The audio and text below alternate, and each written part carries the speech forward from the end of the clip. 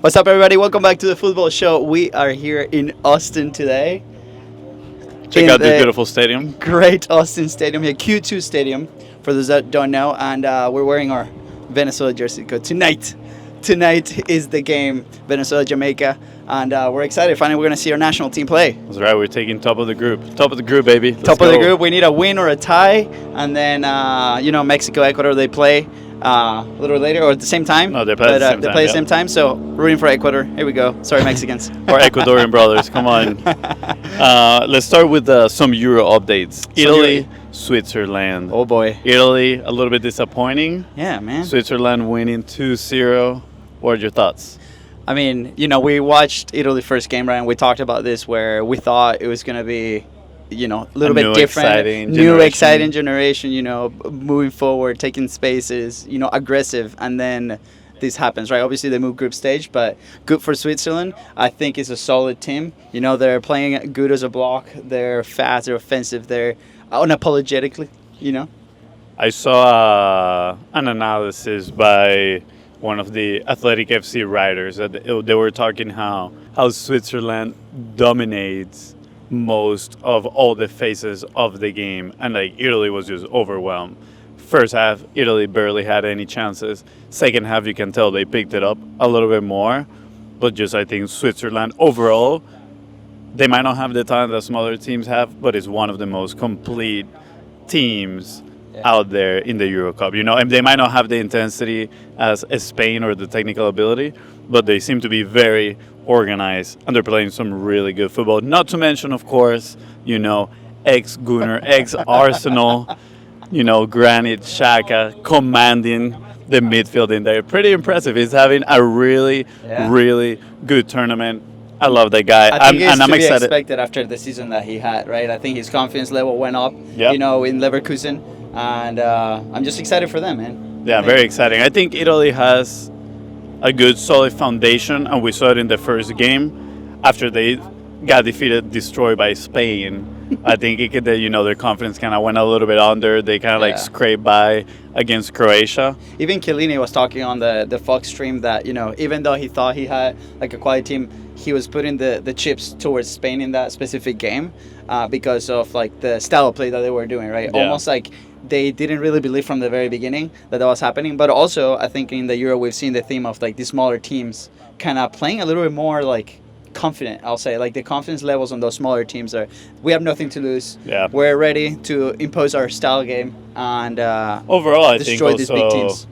Football has evolved, and the game is more even across the board than maybe a few years ago where some teams would just absolutely dominate others. So congrats to Switzerland. I'm actually excited to see them on the next round, see what they bring. Yeah. Next game was Germany, Denmark. Few VAR, complaints out there with a couple inches offside called.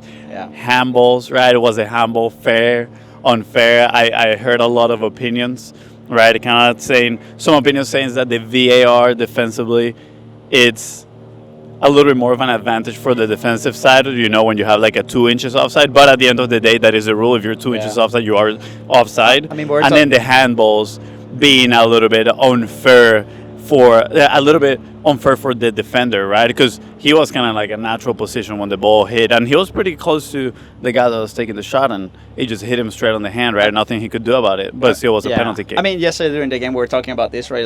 The football rules, right, is black or white at this moment, right? And they're trying to make it as easy as possible to identify. So, the advantage, whether that's an inch or foot or 2 meters, doesn't really matter. It's still an advantage, right? And that's why I think VAR right now is doing, I think, a great job at, showing everybody what that advantage is. It just happens that in that specific game, it was a 2-inch advantage, right? Yeah. And then with the handball, right, the balls have those sensors now that you can actually tell if people are actually touching the ball. Was it, at the end of the day, is the ref's call, right? Was it to make an advantage to stop it? At the end of the day, the hand was separated from the players, and it did touch it. Yeah. So at the end of the day, I think it was fair. Yeah, I think, especially for the handballs, I think the offside VAR 100% Yeah. it's an offside, right? It's clear as day. And it doesn't matter if you move the margin somewhere, there's always going to be a discussion for inches at the end of the day. Yeah. But the handball, I think that one was a bit unfair because the guy was so close that you don't really have time to react. His hand was in a natural position. Yeah. And he just got, the guy crossed it and struck his hand. And that was also like 2 minutes after their goal got disallowed by offside. I feel like that really big time changed the momentum of the game a little bit. Germany was being a little bit more dominant, but that changed that towards that direction. So I think revisiting maybe the handball rule would make it a little bit more even in terms of defensively and attacking advantages. Yeah. Now, before we move on, well, congrats to Germany, of course. I think people were expecting them to move through. They've had a pretty solid competition so far. Yeah. Now, a little Copa update before we talk a little bit before Venezuela, Jamaica. We got Argentina, Peru. Argentina crushing Peru 2-0, absolutely crushing them. Peru had a whole Copa America with 0 goals. They didn't score a single goal in the whole tournament. Yeah, and to be expected, right? I think Argentina showing up. Most of them said that this was like a B team. I don't think Argentina has a B team at all. It's 26 players, and Lautaro Martinez, scoring. I think it's his fourth or fifth goal. Fourth goal of the tournament. Absolutely on fire. He scored in every single game this season, and he came out saying, Messi came into the locker room in the practice. Obviously, he didn't play in that game, but he said, "Look, guys, like I'm done with my records. I honestly, personally don't care about the goals. I want the team to win." And I think that's a role that we've seen, with the Argentinian captain this Copa America, where he's more of a supported role, where, he's moving, he's taking, spaces, he's, taking the defenders with them and then creating these spaces for the rest of the team to perform. Yeah. I think there's very little to comment there. I think Argentina, one of the favorites of the tournament. Some people say that they don't look as good. I think they personally haven't had that big of a challenge yet. Or maybe they're just so dominated that they haven't made it look like a challenge yet. But let's move on to the next one. Canada, Chile. An early red card to Chile, right? 2 yellow cards. Yeah. Guy went off, leaving Chile with a man down, and Canada went on to tie the game 0-0. Even though they had one less man, it looked like Chile had the extra man on that game. And it was clunky. It was like choppy all the game. But obviously they needed the win to kind of go through. And I think given their cards of the game, they try to do their best. At the end of the day, Peru and Chile, 2 national teams that we feel like they're getting to the end of an era, both of them. And I think there needs to be some work in the federations to get them up to the level. Chile, we talked about the golden generation with Alexis Sanchez and some of the players in there.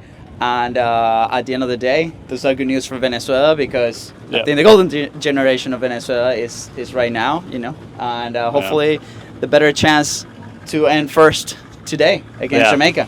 Yeah, congrats to Canada. I think it's the first time. I don't personally don't know how many participations they had in Copa America, but they said it's the first time they go through and beyond they're the group raising stage. The CONCACAF flag, right? They're the team right now that they're in, the only team from CONCACAF. It might be the only team that potentially the only team that goes through. So it's exciting to see a potential Canada-Venezuela. Venezuela beats Jamaica today, right? That's right. What are your predictions for today?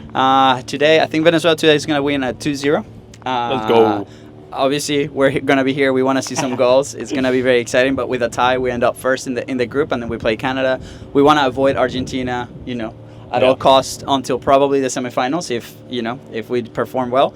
And then for Ecuador, Mexico, I think Ecuador is going to go win, and it's going to be a tie game, 1-0 for Ecuador. Yeah, good call. I think Ecuador is going to be Mexico as well. They're fighting. I mean, both teams are fighting for that second spot. Ecuador, I think on paper, has a better team right now. They've been performing a little bit better overall than Mexico. Yeah. A declining Mexico, right, that the fans are not very proud of, very happy with. Happy.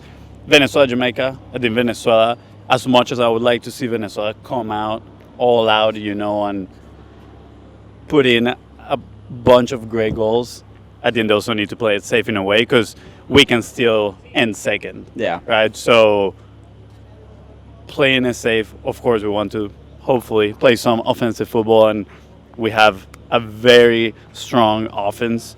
That'll be exciting, but without taking unnecessary risks. I think that'll be key today for Venezuela to at least tie the game. Yeah. I think they're going to win 2. I'm going to go with 2-0 as well. Yeah. But yeah, I think it's going to be a very exciting game. Hopefully, Yeah. they don't take unnecessary risk and they don't, you know.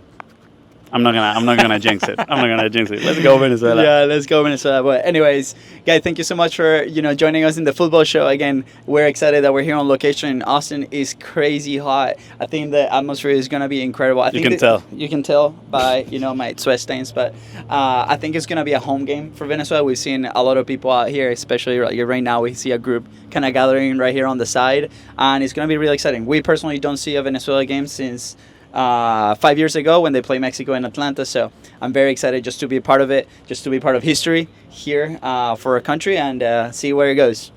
Yeah. Anything else, Fonzie? Yeah. Our opinions are very unbiased, of course. I know. It's part of the day. But anyways, guys, thank you so much, and we'll see you in the next episode. See ya.